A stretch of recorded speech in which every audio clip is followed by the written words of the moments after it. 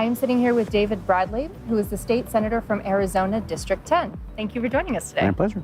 What would you say to young people that feel totally frustrated and disenfranchised with the partisanship within government and the media? When people tell me I don't engage in politics, and my response to them is, do you have any friends? You ever been to school? You ever go to work? If you answered yes to any of that, you are in politics. Being legislature is being the connector between people and the operations of the government at the state level, communicating to folks who elect me. And I represent about 220,000 people to let them know how the state is functioning. When I was a young boy, my father ran for office and lost by like 10 votes.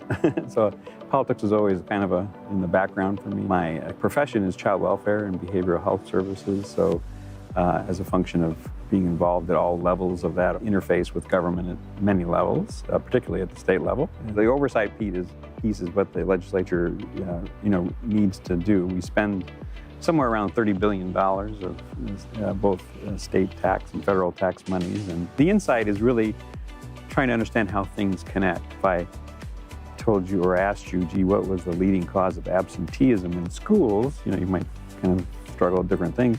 But the answer is tooth decay. It's tooth decay. Tooth decay. How does this child whose main issue was an oral health problem ends up missing a lot of school, ends up getting connected to some folks that are probably maybe not doing some great things, ends up in the juvenile justice system, ends up in the adult system.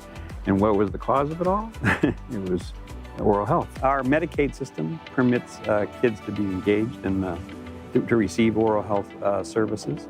But what we'd like to do is get more oral health resources into schools. What are the most pressing issues for your constituents in District 10? Reforming our taxes, the way we generate revenue in the state. Under every problem, no matter every issue, is the resources of the state. So it stands to reason that we look at more ways or different ways to ensure that the state has the resources to do the things it's going to need to do. Could you tell us about a notable time there was bipartisan effort to make something pass? The Medicaid expansion in Arizona was a big issue about 5 years ago, and we needed folks on both sides of the aisle to make it happen, and the governor at that time thwarted her own party to get that through.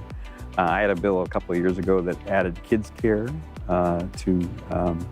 we had kids care in the state, and we were the only state in the union not to have it for like 5 or 6 years.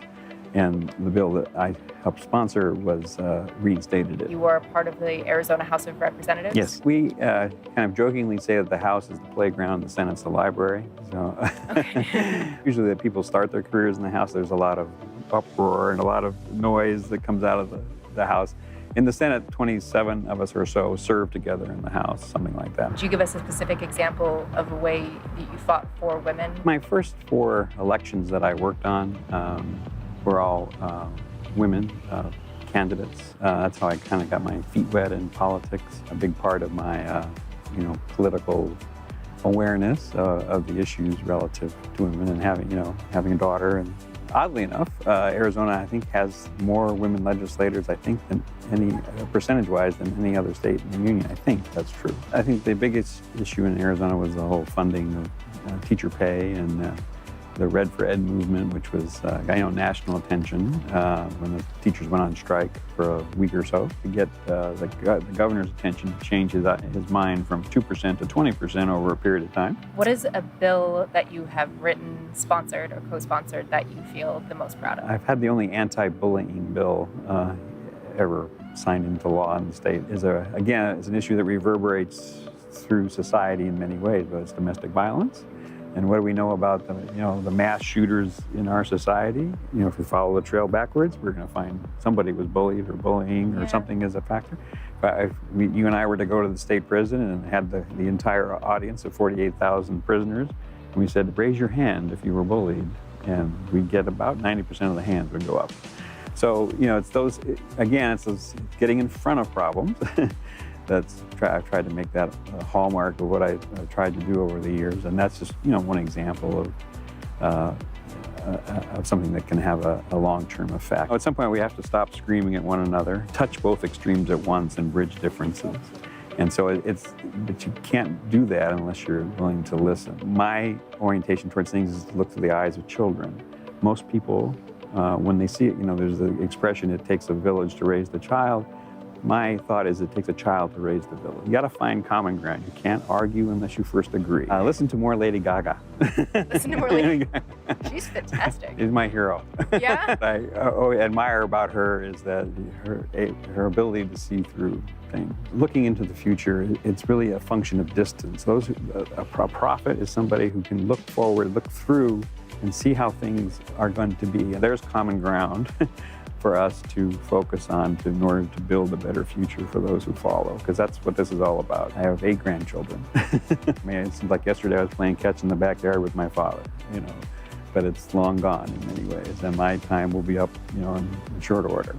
And so we got to build for the future. We got to do what's best for those who follow. Rapid fire. What is the last TV show that you've binge watched? Shameless. It's a great show. Who is a candidate that is currently running that you are inspired by? Probably Kamala Harris.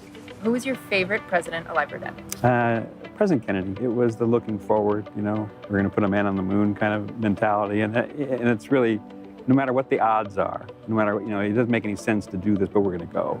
His message still resonates today in terms of the ask not, which you can do, your country can do for you, but what you can do for your country. And so that's really what it's all about. We got to take care of one another. It was such a pleasure talking to you. All right, thank you for joining us. All right, my pleasure. All right, thanks.